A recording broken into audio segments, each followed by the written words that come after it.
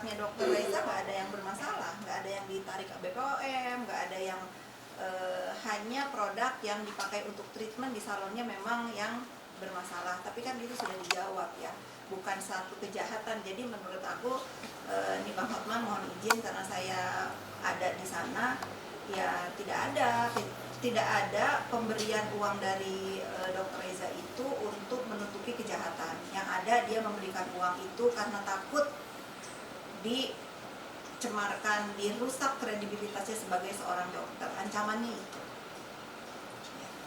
Oke, ini juga Bang Muhammad sempat mengimbau juga kepada para netizen dan kita untuk lebih fokus ke pokok perkara permasalahan, tidak melihat dari sisi lainnya. Gimana nih tapi? Iya, itu bagus. Itu bagus banget ya. Itu harusnya seperti itu gitu. Jangan bersikap dan malah memperburuk keadaannya terdakwa di sana.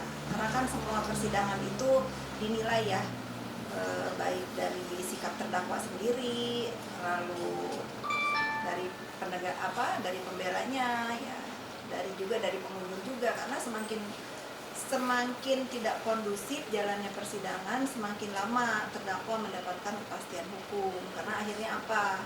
Sidangnya diskors. Orang mau bersaksi itu kan perlu konsentrasi ya.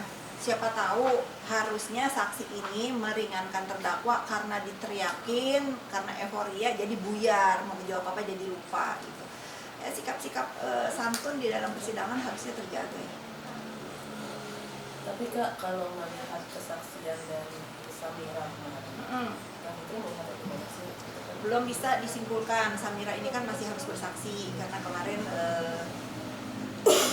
kemarin diskors dan keburu sore gitu ya. Saya juga kebetulan nggak mengikuti, kemarin saya masih liburan di Tulamben. Saya belum bisa melihat kesaksian Samira itu seperti apa. Tapi yang menarik kan pada hari yang sama, pada dia bersaksi juga, BPOM mengeluarkan statement kalau skincare dia itu bermasalah, ya ditarik dari peredaran dengan deskripsinya apa, simpelnya overclaim gitu kan. Ini bagus ya, saya menilai BPOM ini sangat fair karena sebelumnya pada saat 2 minggu lalu juga kan ada mengeluarkan brand-brand skincare, walaupun itu bukan brandnya Dokter Reza, tetapi itu yang dipermasalahkan oleh terdakwa. Itu fair, BPOM fair. Berarti bisa dibilang dengan adanya sidang ini pergerakan BPOM makin cepat ya Kak, maksudnya? Nah, iya, harusnya BPOM jangan berhenti di sini ya, gitu. Saya juga akhirnya mau nggak mau mengamati ya langkah BPOM ini seperti apa sih. Jangan cuma diumumkan, terus tindak lanjutnya apa nih, gitu ya, harus adil juga ya. Kalau topik ini kan mengenai audio rekaman yang bisa dibilang saat ini sudah beredar di sosial media. Bahkan ada yang mengungkapkan dengan Itu bukan suara ibu saya, itu sudah itu anak itu udah ngancem Dokter Reza itu udah dari bulan sebentar ya, saya lihat ya.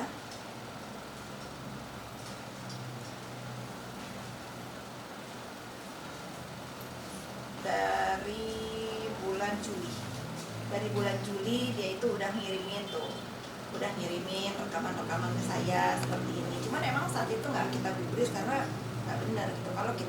Kalau kita tanggapi, kalau kita ini kan kita memupuk membiarkan kriminal dunia maya ini semakin banyak gitu ya. Makanya udah abaikan saja. Nah mungkin itu dia menjual informasinya ke pihak terdakwa yang ditelan bulat-bulat gitu. Saya meyakini itu bukan suaranya Bu Heni Sagara. Jauh. Bahkan entah suara siapa. Beberapa orang pun juga melihat dari rekaman audio yang sempat tersebar itu bisa jadi bumerang untuk si. Iya, itu akan menjadi bumerang, bukan bisa jadi sih. Menurut saya akan jadi bumerang karena akhirnya kan pihak yang dirugikan pasti melaporkan ke pihak berwajib juga kalau ini tidak terbukti ya. Dan ini untuk yang memberikan informasi kepada kubu terdakwa harus siap-siap gitu, karena udah membuat onar lagi nih, menciptakan fitnah, menggiring opini sehingga menjadi terganggu jalannya persidangan. Dan saya akan bersaksi kalau ini dibawa ke jalur hukum. sendiri gimana nih Kak? Bu Heni sih udah gimana ya, saya melihat orang-orang yang di-doxing, yang dihancurkan bisnisnya ini udah kepada tahap berserah ya, biar tangan Tuhan yang bekerja.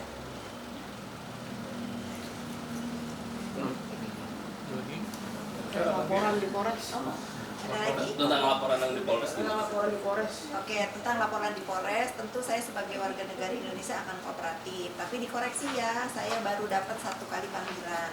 Ya, saya baru dapat 1 kali panggilan dan saya rasa tidak perlu juga dibesar-besarkan. Semua warga negara Indonesia berhak melapor dan saya pun sebetulnya berhak melaporkan orang yang melaporkan saya.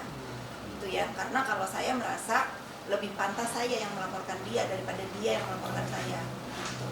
Kalian semua tahu bagaimana dia ngebully saya, bertahun-tahun dia ngebully saya. Saya belum menggunakan hak saya untuk melapor.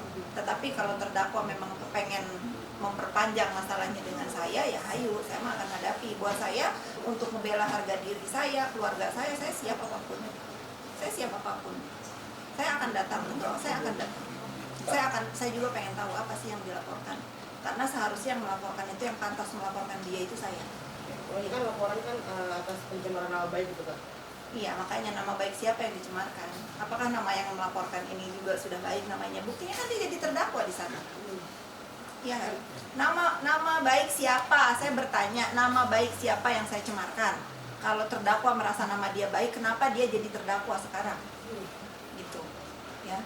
Dan yang harus melaporkan itu bukan dia, saya yang berhak melaporkan sebetulnya, karena dialah yang mendoxing saya, membuli saya sehingga saya ini seperti sekarang. Selalu meng-counter apapun yang dia fitnahkan terhadap diri saya akan lawan. Dan saya selama dia masih berbuat onar, saya melihat bagaimana terlukanya hati anak saya, korban bullying dia ini harus ke psikiater, harus ke psikolog. Saya siap membalas dan saya siap selalu bersatu dengan dia seumur hidup saya kalau dia nggak berubah. Apalagi laporan katanya dilakukan pada bulan Februari ya? Bulan Februari. Nah itu cukup lama nih bulan Februari. Ya jangan tanya ke saya, tanya saja ke pihak berwajib dong. Saya belum pernah dapat 2 kali panggilan, saya baru dapat 1 kali panggilan. Ya, dan saya akan datang. Nggak usah menanyakan panggilan kedua, saya akan datang. Jadi kenapa dari polisi bilang mungkin pemanggilan kedua gitu? Jangan tanya ke saya. Mungkin dugaan saya kan pindah alamat. Mungkin yang pertama nggak nyampe karena kan yang harus diakui itu yang saya terima. Saya kan pindah rumah, mungkin waktu itu ngirimnya ke rumah yang pertama. Jadi saya nggak terima. Gitu ya. Ini bukan masalah yang penting untuk kita bahas terus ya, karena pertama nama baik siapa yang dirusak ya. Kalau dia namanya baik, dia tidak jadi terdakwa. Yang harus berhak melapor itu saya, karena saya yang selalu didoxing sama dia, dikatain penipu, dikatain apa lagi tuh, dikatain udah macam-macam lah. Udah saking malesnya saya bilang ya, mungkin dengan kalau saya yang melaporkan, mungkin kata Tuhan, udahlah Fitri, ini bukan balasan yang setimpal untuk kamu melaporkan dia. Mungkin Tuhan memberikan cobaan sekarang dengan pasal pemerasan, dengan TPPU ini mungkin yang adil, kata Tuhan, untuk ulah-ulah dia selama ini di dunia maya. Dan berapa banyak orang yang tersakiti oleh ucapan dia, berapa banyak orang yang menangis karena ucapan dia. Saya nggak tahu doa mana yang didengar, akhirnya dia duduk di kursi terdakwa sebagai sakitan. Dalam tuduhannya apa? Bukan ITE. Pencemaran nama baik mah ya sudahlah, mungkin nggak berimbang buat menjerat dia, yang memang harus pasal pemerasan dan TPPU ini. Jadi kita fokus aja kepada materi persidangan ini, karena jangan sampai digiring-giring opini. Betul kata Kodensu kemarin, nggak fair rasanya buat penegak hukum. Kita memakai hukum yang mana? Kita harus percaya kepada siapa? Kalau semua masalah itu selalu digiring bahwa penegak hukum ini bisa disogok gitu. Rasanya kan nggak fair juga untuk penegak hukum yang masih banyak kok yang jujur di Indonesia ini. Jadi kita jangan membiarkan, jangan menormalisasi juga apa-apa itu kalau misalnya tidak sesuai dengan harapan yang tidak puas, selalu digiringnya itu penyuapan, sogok. Itu enggak lah. Saya yakin para penegak hukum, majelis hakim yang terhormat, ibu jaksa juga yang pada hebat ini tegak lurus, dan saya yakin sekali tidak ada permainan-permainan yang dituduhkan oleh saudara terdakwa ini, karena mengingat yang sedang ditangani ini kasusnya walaupun kasusnya kecil tetapi sangat menggelegar di Indonesia. Saya rasa nggak mungkin. Selama perjalanan sidang yang harusnya itu kan kasus pidana pemerasan PPW ya Kak, tapi dari pihak terdakwa tuh selalu menggiringnya ke soal skincare. Itu yang dikatakan sama Bang Paris, sama Pak Hotman Paris, kenapa harus bukan pokok masalahnya yang dibahas, kenapa harus produk, karena ini bukan tentang produk sayang. Produk itu urusannya ke BPOM ya. Sudahlah, saya juga saya bukan pakar hukum ya, tetapi melihat perjalanan persidangan ini lari dari harusnya pembelanya kan kepada tuduhan, harus disangkal, pembuktiannya apa, dakwaannya apa gitu. Kok terdakwa juga marah-marah gitu ya. Ini kalau saya melihat ulah terdakwa di ruang persidangan nggak heran ya. Saya pernah melewati ini juga waktu nemenin dia. Kalian ada semua kan waktu itu? Ya, sudah kan yang lempar dokumen di hakim, yang marah-marah, yang pura-pura pingsan.